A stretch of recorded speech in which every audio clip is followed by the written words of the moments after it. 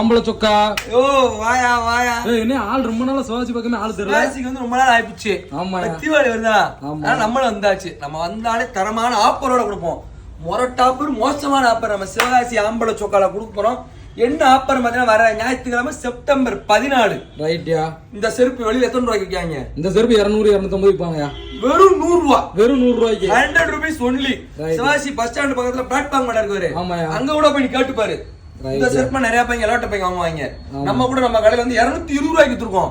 இப்ப விக்க போறது எவ்வளவு தெரியுமா? வெறும் 100 ரூபாய். சைஸ் 6 7 8. எல்லாரும் தீபாவளிக்கு ஆஃபர் போடுவாங்க. நம்ம தீபாவளிக்கு முன்னாடி ஆஃபர் போடுவோம். அப்ப தீபாவளிக்கு ஆஃபர் எப்படின்னு நினைச்சு பார்த்தோம்.